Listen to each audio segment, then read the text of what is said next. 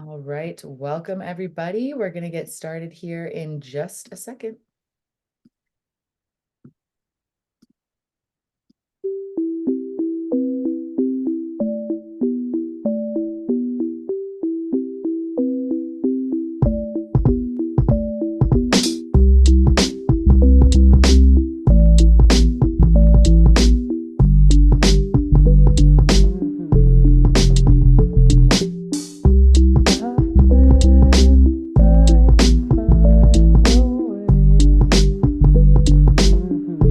Alrighty, thank you everybody for joining us. We're going to let people filter in here a bit, but I'm going to go ahead and get started. My name is Sammy Focarino. I'm going to be the moderator for today's session. This webinar is presented by Consensus. Consensus is an intelligent demo automation platform that enhances customer experiences, engages high potential buyers, and shortens sales cycles with interactive video demos and tours. You can learn more at goconsensus.com. We had such a great time at our events last year, and we're so excited to be gearing up for our first event of 2024 in San Francisco on February 22nd. This will be our third time hosting DemoFest X in the Bay Area, and we're planning on this being our biggest and best event yet. There'll be exciting new networking opportunities, free professional headshots, and of course, top-tier pre-sales and buyer enablement sessions from leaders and coaches you love. You can register at demofest.com, or I'll post the link in the chat. Our call for presentations for the largest pre-sales event in the world, DemoFest Virtual, is now open until tomorrow. So you guys have one more day. If you do need an extension, you can always shoot me an email or message me on LinkedIn. We can work together. This event will feature 3 full days of pre-sales and buyer enablement content. If you have a topic, we invite you to submit a presentation. You can do so at the link that I'll post in the chat. We encourage you to participate in today's webinar. Our speaker will answer any questions at the close and maybe even some throughout. So if you have questions at any time, you can post them through the Q&A box. If at any time you're having any technical difficulties, you can press the help button on the right side of your screen. And now I would like to introduce our speaker. David is a geek that has been publicly speaking and teaching for more than 25 years all over the world. He loves communications technology and was the longest serving worldwide community director for the Asterisk project. David has always been grateful to the geeks that build the various technologies he speaks about, and he wants to give back by helping geeks to speak, nerds to be heard, and techies to teach. David also spoke at our DemoFest X Dublin event in September, and his session had some of the highest scores from attendees at that event. So we're very excited that he's here with us today to present to all of you. And with that, I'm going to turn the rest of the time over to you, David.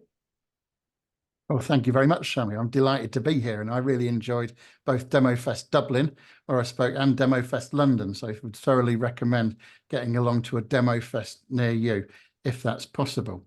Okay, let me share my screen and get some slides up for everyone, and we can crack on. I just want to make sure that you can see the right things here. It's just popping up for me. Okay, how's that looking, Sammy? Looks good. Great. Okay. Well, thank you for the opportunity to be here. The whole point of this presentation is to help geeks, technical people, avoid suboptimal presentations. And let's be very honest with each other. We've all seen and possibly given some suboptimal presentations at one point or another. The first QR code on the screen here, and by the way, I've got a set of 3 QR codes. The first QR code is to my LinkedIn. And if we're not already connected on LinkedIn, then that's my preferred platform where I do my networking. So please do jump on and connect. I'd be delighted to connect with you. So let's give you a moment to snap that QR code if you'd like. And there will be a way to get hold of a copy of the slides later on if you'd like to, and so you can get it through there. But I'm blessed with a rather unusual surname. There's not that many Duffets, D-U-F-F-E-T-T out there. And so if you just search for me on LinkedIn, you would find me. So here's our agenda for the time that we're together today. First of all, we're going to talk about the importance of speaking and presenting, absolutely crucial. And if you get good at it, this could strongly accelerate your success. It's very often the key skill that's a differentiator between the people that progress really well in their careers and those that don't. It's always the difference between a senior technical role and the CTO role. So if you're aiming to be a CTO at some stage, you will need to be a presenter and a great communicator. Then we'll talk about some of the problems. Why is it that nerds aren't heard? How is it that geeks sometimes sabotage their own presentations without even realizing it? And then lastly, as well as identifying the problem, I want to give you the solution. And I've developed 7 power presenting protocols, especially for nerds, so especially for technical people. Okay, so before we get underway with that, I'd like to run a quick geometric test. And Sammy, this is our first poll. And so it's very simple. All you've got to do for this is just look at the screen, pick your favorite shape. That's it. Don't overthink it. Don't overanalyze it. Just go totally with the top of the head response and just pick one of them. You should see that selection on your screen now. So it's the triangle, the square, the circle, or the squiggly line. Which one is your favorite? Once you've made that selection, then we'll give you a minute to do it, or a few seconds to do it, then Sammy will reveal our poll. How's that voting going, Sammy? Are people choosing there? Yep, looks like we're almost at 75% participation here, so we'll give it up. Well, I like that. now. Love it, guys. Thanks for participating. All right, give it a couple more seconds. Sweet, we just hit 80%. So I'm gonna go ahead and end it. You guys want to get in your last vote? And then I'll go ahead and launch the results for you guys as well. Pretty even across the board. This is pretty crazy. I'm not sure if you can see it, David, but we have. That's amazing. That is pretty crazy. Actually, that's quite unexpected. I think you better take a screenshot of that. So, I mean, that could be the first time that's ever happened. A roughly equal distribution. Great. Okay. Well, let's actually find out what that means now. So if you're a triangle, in fact, in the chat, let me get the chat box up. If you're a triangle, just throw in the word triangle into the chat box so we can. If I was doing this in the room, I'd get people to put their hands up to identify which people were triangles. So interesting comments there. Thank you, Peter. Yeah, okay. So Kirk is a triangle, Oscar's a triangle, Donna's a triangle. That's great because the triangles are ambitious and directed people.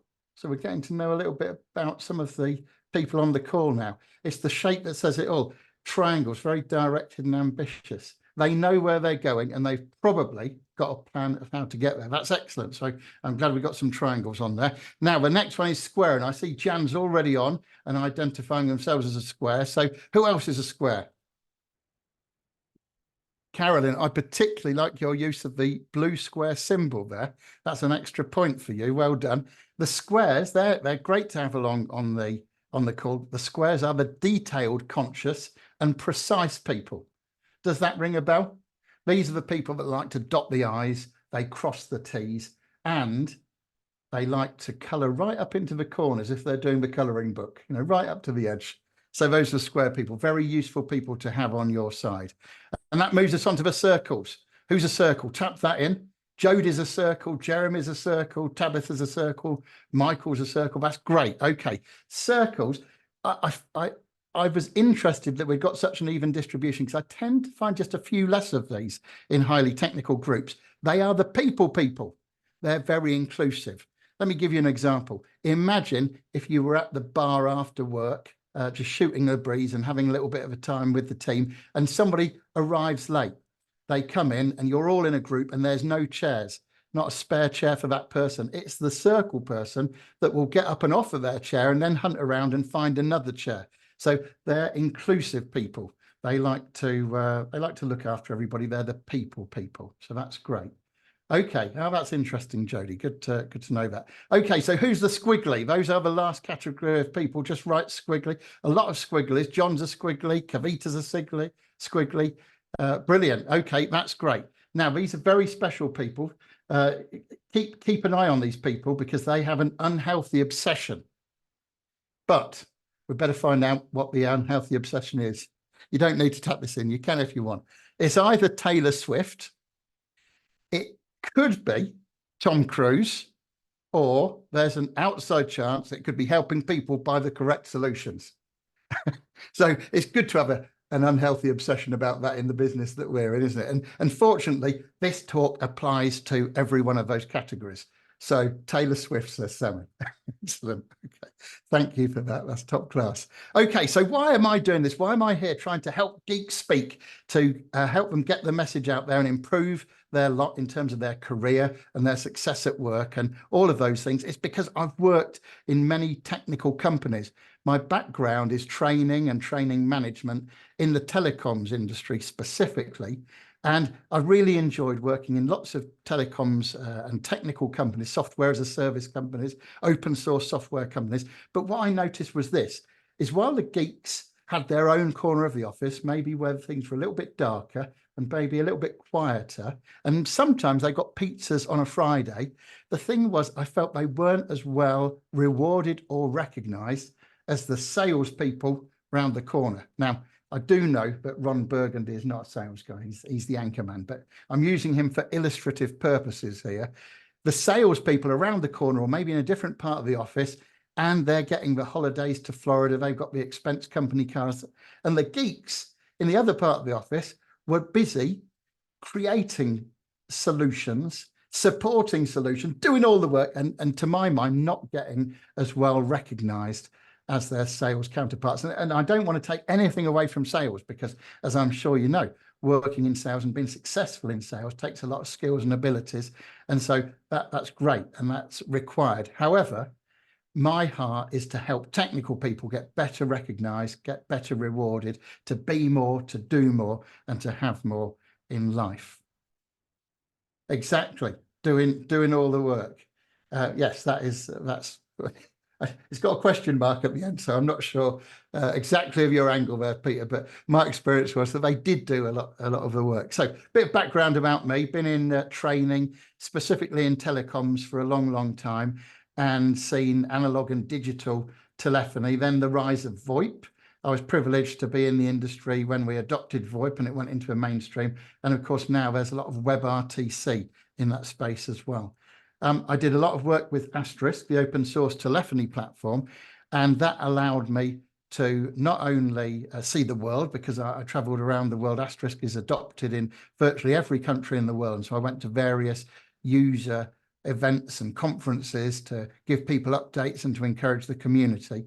But it allowed me to see all sorts of geeks making all sorts of presentations as well. And so I transitioned into doing more speaking and then eventually into training speakers as well as curating conferences sometimes. And open source was one of the main things I was in. For 7 years, I curated a conference where we would have up to 70 speakers, up to 700 or 800 participants, and we'd often have 5 simultaneous tracks. So lots of different talks that were going on there. And that put me in a position where not only did I give talks and be on the receiving end of talks, but I also chose talks as well. I would help select talks to be part of our conference. And so that's put me in a position to be kind of both sides of the fence, if you like, and be able to add a different dimension to the help that I give people. So in the geek universe, it is the tech that matters. You often hear phrases like Billy really knows his stuff, or Sammy, she's really switched on about that particular technology. And that's great, because knowing your stuff is great when you're a geek. It's kind of like the currency, isn't it? It's how you respect other geeks, how much they know and what they can do with their technical knowledge. And we like to get right into the weeds, right into the details of things. But why is it important to note this? Well, it's not a problem when you're doing geek to geek. In fact, it's the way things are done. If you're having one geek speak to another geek, it is all about the technical knowledge. However, when you come to make interactions and presentations, oh dear, what happened there? Let me just put my presentation back there for a momento. I came off screen share somehow. Now I just need to get you back.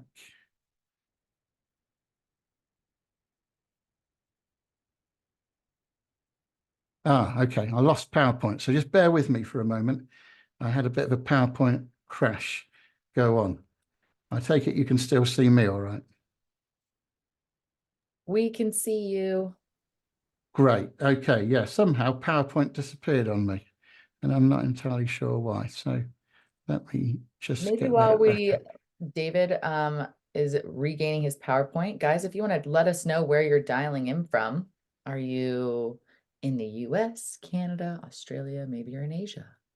I'm personally in California, Detroit, Germany, Ohio, Austin, Texas, Chicago, Brazil. Awesome. France. Wow. You got a very global audience here today, David. That's pretty cool. I need to, I think I need to stop. No, I'm not screen sharing. I've just, PowerPoint has just totally disappeared on me. Um, and by the way, I'm in, yeah, there you go. Okay. Yeah, that's why I couldn't get it up because it's giving an error report that I've got to acknowledge before I could get back on it. So Ah, just bear with me while it comes back up. And by no the way, worries. I'm in Brazil as well. So whoever was in Brazil, we're in the same country. Although I'm an English guy, I'm currently in Brazil. Okay, PowerPoint is slowly coming back up here. And I'll pull up your, I think I have the slides from the event too. So we, just in case as a backup. Thanks, Peter, for that note. Technical fun. Yeah, that's one of the great things about actually working with technical people is they appreciate that these things happen They and definitely that do. there can be jolly issues. Okay, all right. PowerPoint has come back up after that very, very long wait. And I'm just going to find the right presentation in here and open that bad boy.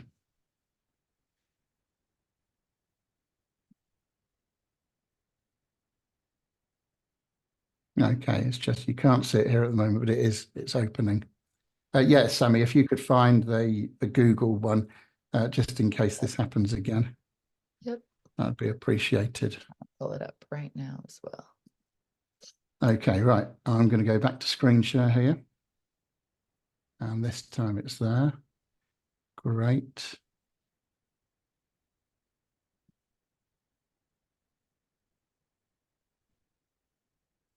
Cool. And looks like I do have the Google one. If you want, we can pull up that one. Okay, all right. Well, let's see how we fare with this. This should be just coming back up now. Okay, I think this is where we were. We were talking about the world of open source and the fact that I've been able to be on the choosing, the delivering, and the watching of many presentations. So, okay, we talked about in the Geek universe. And we said that when you're talking geek to geek, it's not an issue for people because it is the language, it's the currency, it's the way we deal with things. However, there will come a time for sure when you're going to need to present to an audience that's less technical than you. And in that situation, knowing your stuff is not enough. It becomes very, very important to be able to deliver presentations with clarity, with confidence, and to truly engage your audience. Because if you're looking for a job, it could be the hiring manager. If you're looking to attract new business, it might be the chief financial officer that's less technical. And so if you go out there and dump all the technical stuff on them, you're not going to be doing the best job for people. And even if you want to raise finance for your company, or maybe it's an IPO or some kind of sale, then the chances are the people that you want to strongly influence are going to be less technical than you. So it's so important because if you can be a geek that can speak, then not only will you nail your presentations at work, but the confidence you grow will rub off into many other areas of your life too. Okay, now here's the problem. If we think about all the presentations that are given, and there are millions of them, millions of presentations given every day, just based on Microsoft PowerPoint by itself, there are upwards of 30 million presentations a day. And of course, there are all sorts of other tools that people use as well, hopefully that don't crash. If we look at all of those presentations, then it's statistically obvious that most presentations are going to be about average. You know, that's a statistical truth. It's part of a distribution that we can't argue with. And so you'll see in this graphic I've got, I'm going from very, very bad presentations at 0 excellence to maximum excellence on the right-hand side. And then vertically, we're talking about the proportion of presentations. So I guess everybody would acknowledge that most presentations are about average. Now, down at that left-hand side, you can see I've got BCP. Now, you're probably wondering what BCP means. BCP stands for buttock clenchingly poor. They're poor presentations. These are presentations that are that bad, they induce some kind of physiological reaction to you. You're uncomfortable in your seat. You're squirming a little bit because the presentations are that bad. And in fact, if you've ever been in a presentation and seen another member of the audience walk out in a kind of shuffle, you might have guessed at various things that were going on, but the chances are they witnessed a buttock clenchingly poor presentation. On the other hand, up near the far end, the excellence end, we've got SOG, standing ovation, great. These presentations are that good that you're tempted to just get on your feet and applaud the presenter. And whatever it is they wanted you to do as a result of the presentation, whether that's adopt a new work process, whether it's buy something or change your behavior, whatever it was, you want to do it because the presentation was that good. Now, here's the thing. Sadly, what we find is that at that bottom end of the market, there is a disproportionate representation of technical people. Sadly, geeks that speak are in that lower end generally, not always, but disproportionately represented, as I mentioned.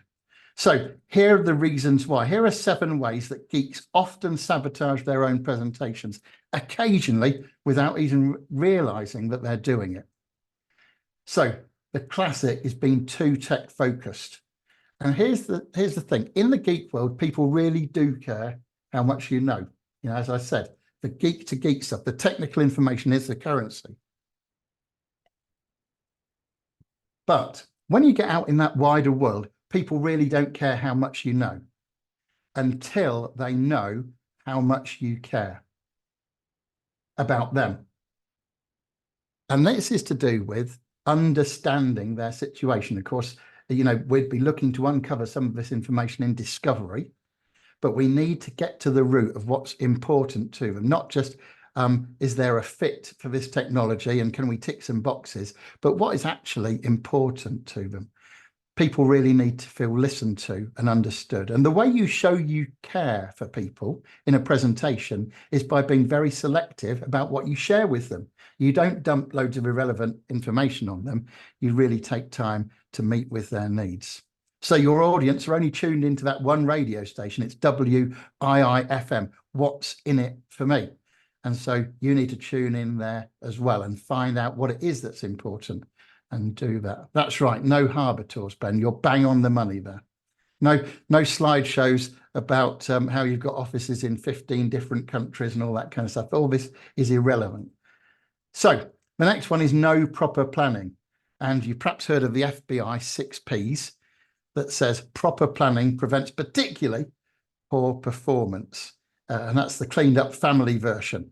It's important that you prepare properly, and I have a protocol on that very thing. Then there's being a bit last minute. Have you ever met a geek or a sales engineer, a pre-sales person that maybe was thrown into things at the deep end? Maybe it's not their fault. Maybe they've not been briefed properly. And what happens is, because it's a bit last minute, they tend to kind of default to their home base, their territory, which is the technical area, not necessarily understanding how it fits with the company or the client that they're visiting. Imagine this. Let's say that you had got to go to court because you'd been accused of some very heinous crime that you didn't do. In other words, it was a false accusation. And so you hired the best attorney you could find with the budget you'd got, and you got in touch with that attorney and you said, when are we going to meet so I can, you know, go through the case with you and fully brief you so you can do the best job. Imagine if the attorney said to you, or the lawyer or whoever said to you, actually, we don't really need to meet. I find I do it best when I just wing it.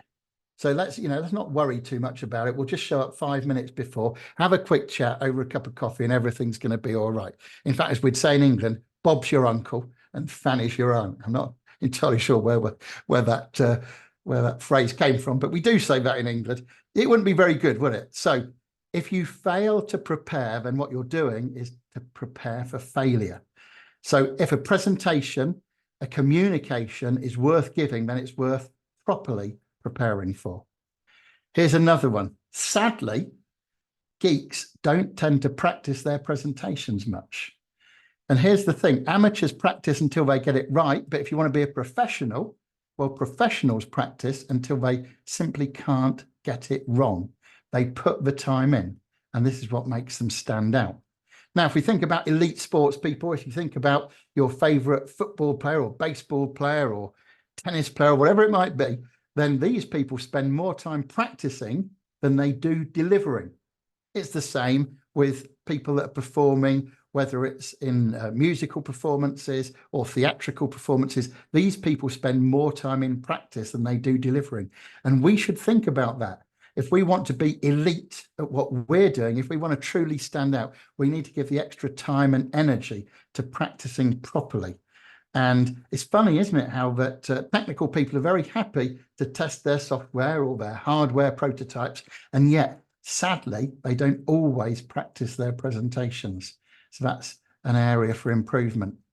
Then there's the talking at the audience. I've seen many people who don't actually lack confidence when it comes to getting out in front of people. They're happy to do it. However, they tend to be dumping a lot of technical information without necessarily determining the relevance for their audience. And of course, that goes hand in hand with not getting briefed properly or not asking the right questions to get to know the audience. And what happens is when we're in that situation, we tend to stick to our own comfort zone. So if we know particularly this area of the software, we tend to talk more about that.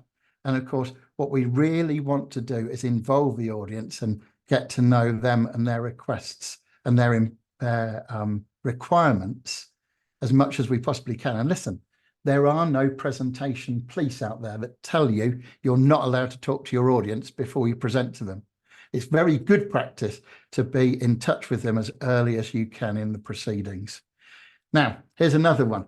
Again, I've seen geeks that really know their stuff, and they are not lacking confidence. However, when they come out in front of people, they sometimes look apathetic. Now, occasionally, that could be through a lack of confidence, but it could be that they've said the same things 5 or 6 times earlier this week. There's a multiplicity of reasons this could be happening, but you've got to remember this, that attitudes are catching. And so what you don't want is apathy out there or a lack of enthusiasm. It's really difficult if you do that because it transmits onto the audience and they can catch it from you if you're not careful. If you're feeling like that, then you need to ask where the problem is. And very frankly, and this is, an area for development in us all, if somebody asks you to do a presentation and you cannot be enthusiastic about it, then actually it's time to analyze whether you are the right person to do it. Maybe it's because you don't feel comfortable on this particular subject or with this particular software or that particular product because you're not yet fully up to speed with it. Maybe it could be a number of different reasons. It could even be that you're not feeling good. But whatever the reason, if you can't be at the top of your game and if you can't do the best job, then you should actually go back to the person that asked you to do the presentation and say to them, I don't think I'm the best person to do this on this particular occasion. I want to help, but I want to be doing something where I really feel I can be enthusiastic and do the best job for you. Somebody's not caring about apathy. Okay, and then there's the no follow-up. You've probably heard in sales that the fortune is in the follow-up. And yet so often we find presentations delivered with minimal contact before the presentation. The sales engineer or the solutions architect is dropped in without proper briefing. They deliver the presentation and go off to the next one, and they don't get involved in following up sometimes. And I call these drive-by presentations. And we really need to know whether the specified outcomes were achieved from a presentation. And here's the thing, those outcomes aren't always specified. You'd be amazed how many presentations get given without an over understanding by both the presenter, the sponsor, the person that asked for the presentation, and the audience about exactly what the outcome should be. So if we don't have that analysis, we're never going to find out whether we need to repeat this presentation to other people or give some other information to the same group. So with any presentation, obviously there's the narrow objectives that we're trying to achieve during the presentation. But of course, no presentation is an island. It's always part of a larger group of objectives. And it could be, say, a company-wide objective that we want to reduce the number of support calls that come into the company on a particular product. And so we would need to measure that. And If we're not following up, then we'd never know. So very important to do all of these things. And why are these problems a thorn in the side? Well, when you're geek to geek, if you're only ever talking to technical people, it's not an issue. It's not a problem because there's a level of respect between geeks. But as I already said, and as you know, repetition is the mother of learning, and occasionally the distant cousin of boredom. So you have to be a little bit careful. But often the decision makers, the purse holders, are not the technical people. And so it's important that you go beyond knowing your stuff. You get into the situation where you can truly appreciate the need to engage with an audience, to truly connect with them, to understand them, and to speak to them in a way that demonstrates that understanding, that demonstrates that connection. Confused audiences don't buy, as you know, but people that feel listened to and understood are on their way to making the purchase. Okay, what happens as a result of these problems that I've just identified? Well, simply put, geeks miss out. Maybe you miss out on the commission on a sale and the money does not flow in general. And that's not good for you. It's not good for your company. And if you're part of some larger project, maybe the pre-sales community or the open source community or whatever it is, then it's not good for the projects in general. So I don't want geeks to miss out. And that's exactly why we're talking about bridging the gap. And the gap is between, at the one end, knowing your stuff. And that's kind of a prerequisite, isn't it? We can take it for granted that you know your stuff. But as I already said, knowing your stuff is not enough. What we want to do is to bridge that gap, that chasm that exists between knowing your stuff and actually communicating with clarity and with confidence and with enthusiasm so that you can truly engage your audience. And the good news is anybody can do it. This is not reserved for totally out there people. This is not reserved for the funniest people. Presenting with power, with confidence and with clarity is something that anybody, any geek, any technical person can do if they follow these 7 power presenting protocols. So let me introduce the protocols to you by telling you how they came about.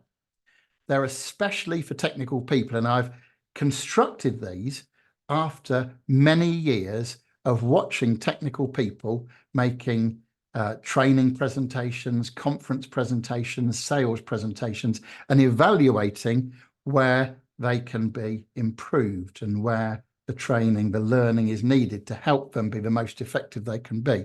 So in designing these 7 power presenting protocols, especially for technical people, it means that it's easier for you to digest this information and therefore to implement it, to go there and do things with your audiences. It's a framework as opposed to a formula. So I'm not being hard and fast in the things that I'm going to tell you.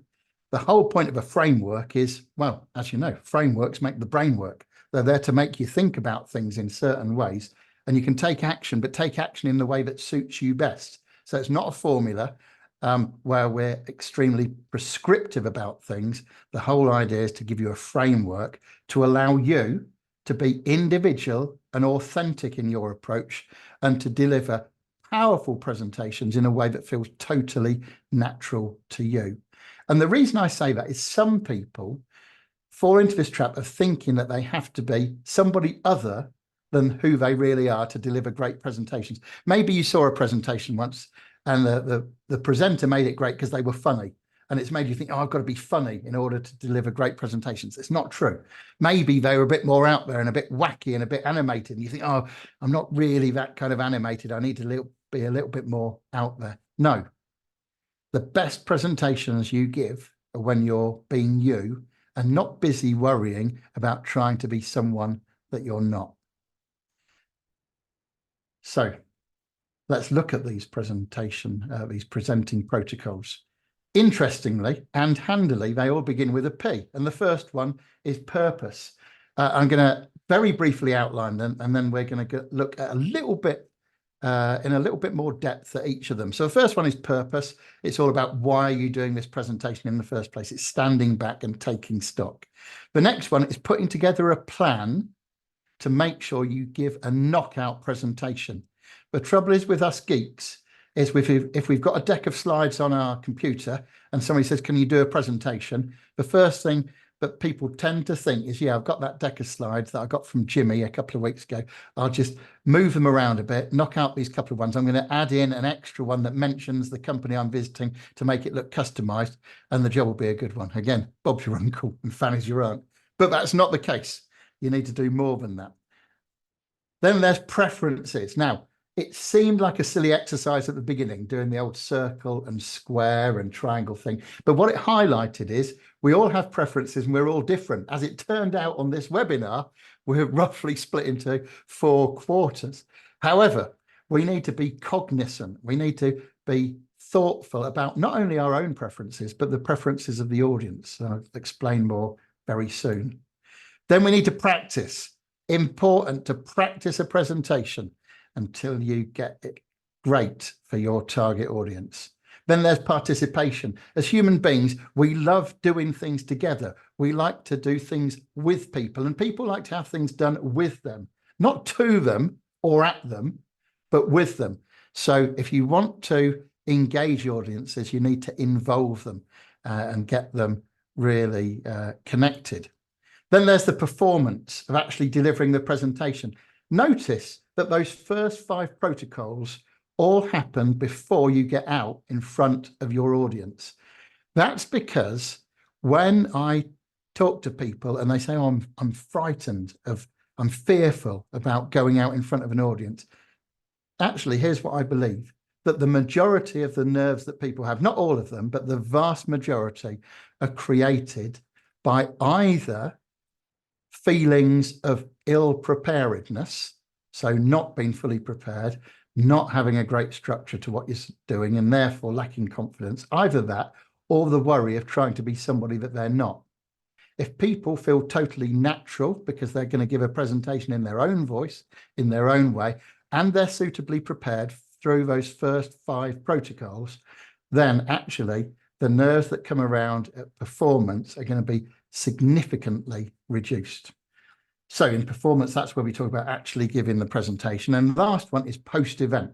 As we said, the fortune's in the follow-up. And so you need to be thinking about what you're going to be doing after the presentation in order to maximize the value. Okay, now in each of these areas, you don't have to be a mile ahead to win the race. That's a truism, isn't it? You don't, all you need to be is an inch in front or a centimeter in front. So it's not like you need to be a 10 out of 10 in all 7 areas. If you are, that's great. You're going to be winning every single day of the week. However, so many people don't give consideration to any of these 7 aspects that actually by putting some work in, even if you only worked in 2 or 3 areas and you just raised your game by a few points in 2 or 3 of these areas, you would be standing out.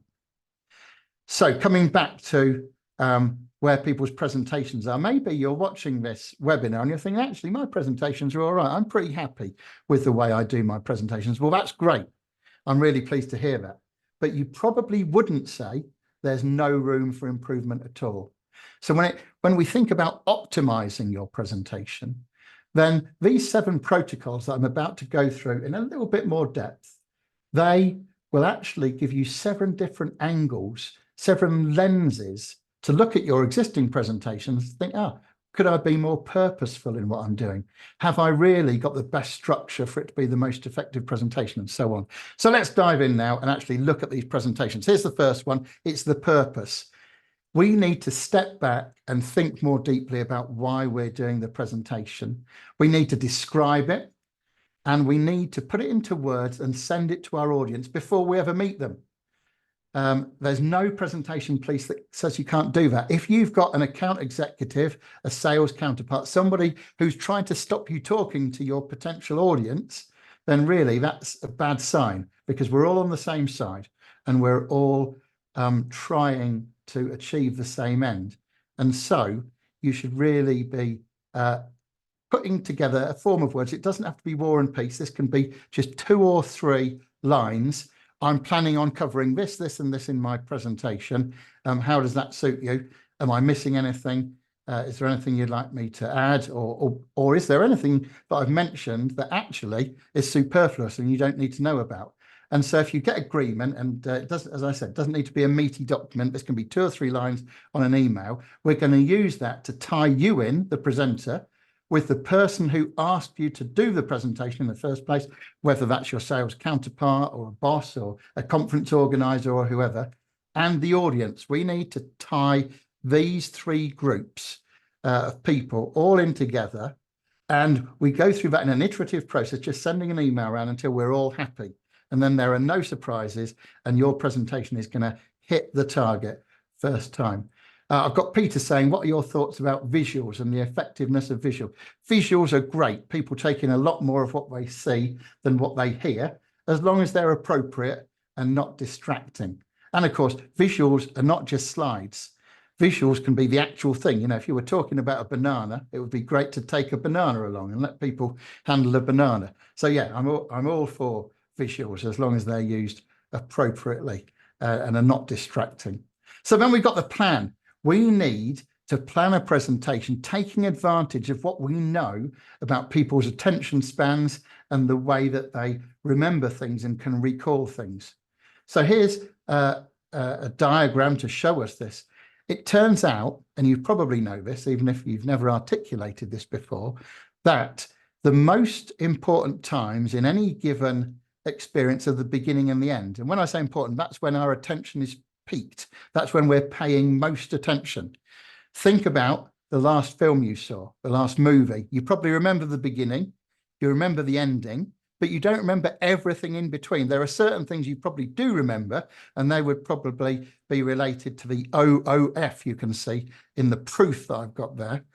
Think about your most recent job, not the one you're doing now, but your previous one. You remember your first day on the job, the last day on the job, not every day in the middle. We remember the beginnings and endings, and advertising people know that. So the first ad in a TV ad break and the last ad, the one before it goes back to the programming, they're the most expensive ones to buy. And that's for a reason. So we should take advantage of the beginning and the ending of our presentation. In the middle, as people's attentions naturally wane, well, we can use overemphasis, we can use outstanding things and familiarity to pique people's interest. Let me explain what I mean there. Imagine if I've got 30 photos of a recent holiday I had in Hong Kong. I haven't had a holiday in Hong Kong recently, but bear with me. I've got these 30 photos and I start showing you these photos. Now, all things being equal, you'd probably remember the first and the last photos that I showed you, but you wouldn't necessarily remember all of the ones in between.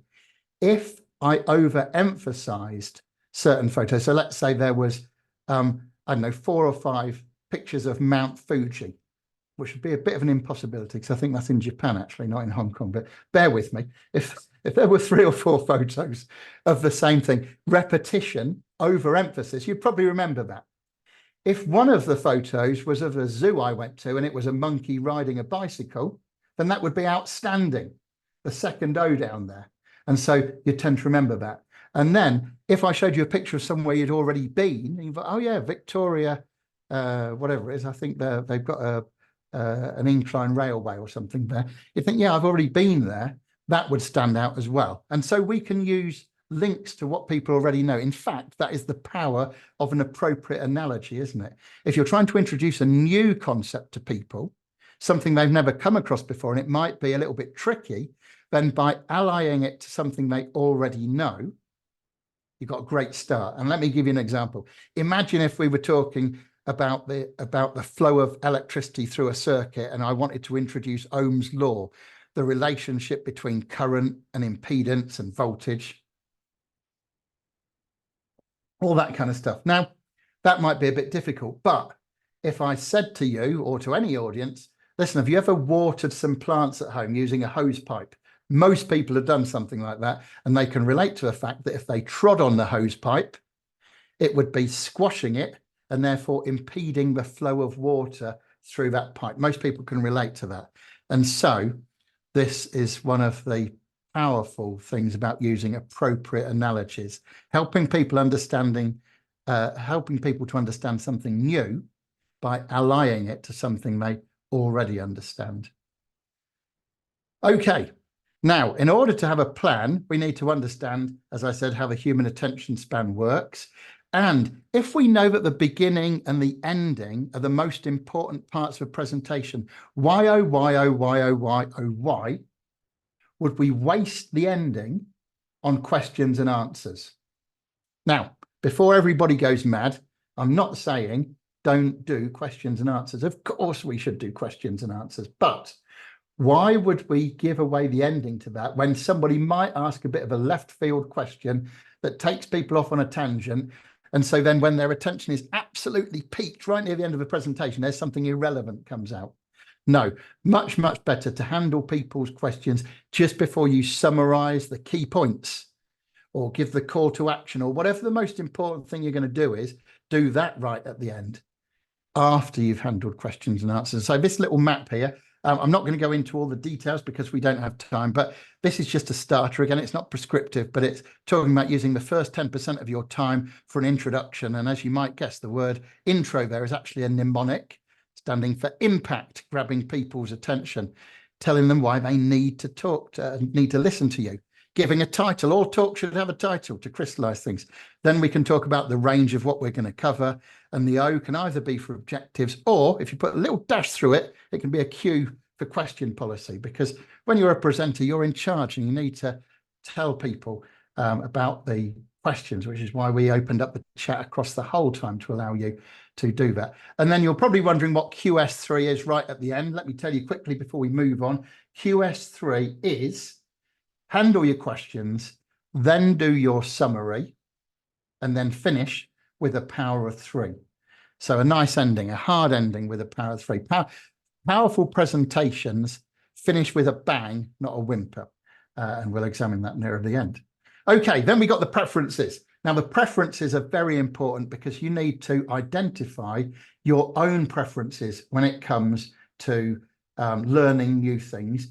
But once you've done that, you also need to think about the preferences of your audience. And Sammy, this is the time when we have another bit of polling.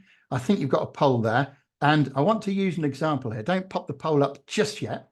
But let me just lead into this by saying this. Imagine you've been given a brand new toy, a brand new bit of technology. It could be a new phone. It could be a new coffee machine, whatever you want to think about. It's a technical piece of equipment of some kind. Here's what I want you to answer. Are you going to rip the thing out of its box and start playing with it straight away and find out, what it does by playing with it? That would make you an action-led person.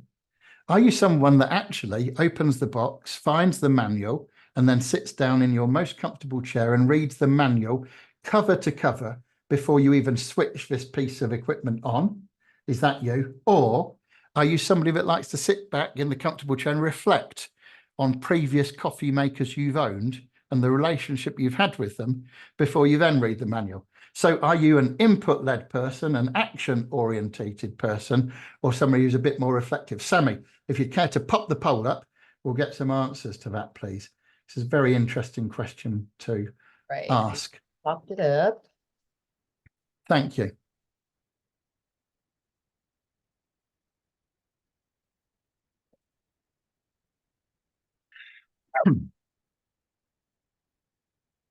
How are we doing for participation there, Sammy? We are at about 55%, 57, 58. We need more. We need more. Are you input driven? Are you action orientated, or are you reflective? And again, I've got my thoughts about the way the split's going to go, but I was so surprised by the first one. Let's see what we get on this second one. We have some comments too. Some people are saying they're a hybrid of all three. Sometimes they act first and then refer to the manual when they get stuck. So it looks like we're at about percent participation. So I'm going to go ahead and end it. We're kind of been here for a bit. So I'm going to end it and launch the results for you guys. Thank you. Yeah, that's a great point, Ben. Being a hybrid, there's nothing wrong with that at all. And actually, as in any kind of profiling of any type of tool, we're always a bit of everything, but we have natural preferences. And the point I want to make here, and I say action, that's actually what I expected, is the majority to be action orientated. on this webinar. We've got some input-driven people as well, and reflective. Very, very interesting. Very interesting. As a sweeping generalization, if I was giving a presentation to an audience of HR professionals, I would guess that they were going to be more reflective than input-driven or action-orientated. The point I'm trying to make here, and thank you for that, Sammy, the point I want to bring out is that we all have a preference, and if we're not careful, we can default to that preference when it might be that our audience are different to us. So let me give you an example. Imagine if you've been called on to make a presentation to a group of people in a company, and you might not even consciously think about this. This might be running in the background. And you think, oh, I learned by doing. I really enjoy getting my hands on things and playing with them. So what I'm going to do is I'm actually going to put the mouse in their hands and get them working on this first of all. I'm going to get them poking around in the corners, give them a little bit of free-form time, and then I'll talk to them about it afterwards. Now, that's all well and good if they are action-orientated people. But imagine, just to use an example, if they were all manual reading type of people and they prefer getting input first, then there would be a disconnect and your session would not be as effective. So the point here really is to walk in the audience's shoes first. You really need to consider the way the audience learn. Now, if you don't know them personally and can't think of a way of asking them, then you could talk to the sponsor, the person that asked you to do the presentation, and get an idea of that. If you absolutely don't know and can't guess, then build in all three orientations throughout your presentation. So have an example of something that's input-led, an example of something that's a bit more action-orientated, and then something that's more reflective to make sure you cater for every taste. But walk in the audience's shoes, which reminds me of a great piece of advice given by Jack Handy from Saturday Night Live. I don't know whether you're familiar with Jack there. He once said, if you're going to criticize somebody, you should always walk a mile in their shoes first, because then when you do criticize them, you'll be a mile away and have their shoes.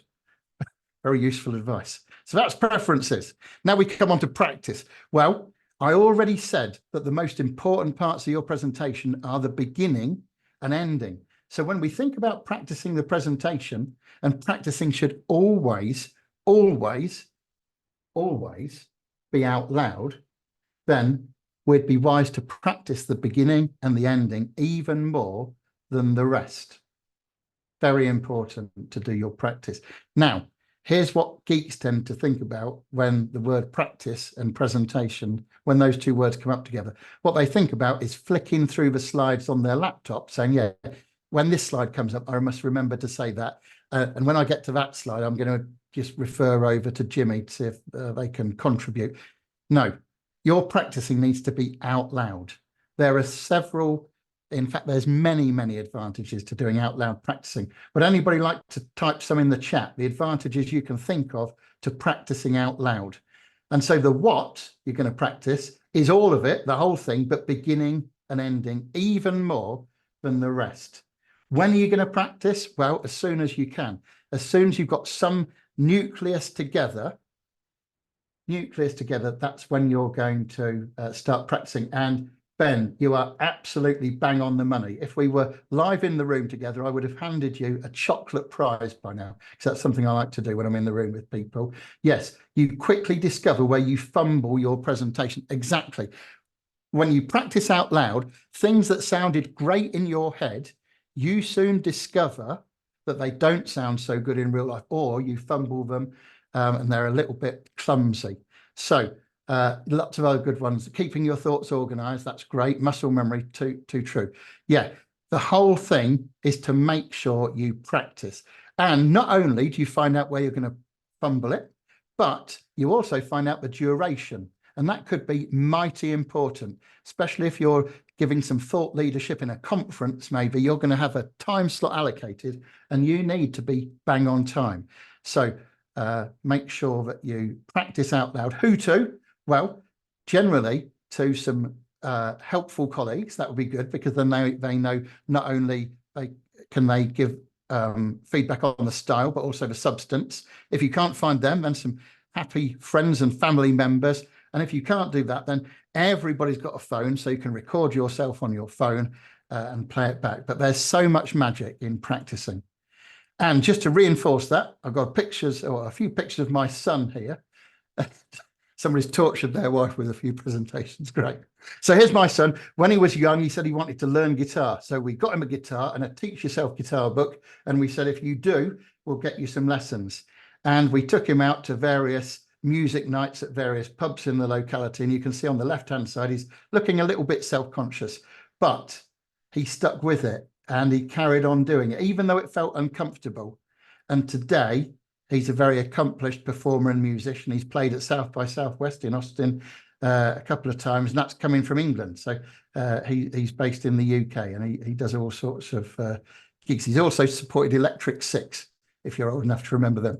Anyway, the point here is the more you do something, the better you get. So make sure you jolly well practice your presentations. Okay, then there's participation. Why do we want people to participate, to contribute in the chat, to put their hands up? Well, of course, it's this very simple equation. Involvement equals commitment. The more you can get people involved in a presentation, the more committed they're going to be to taking the action that they need to take as a result of it.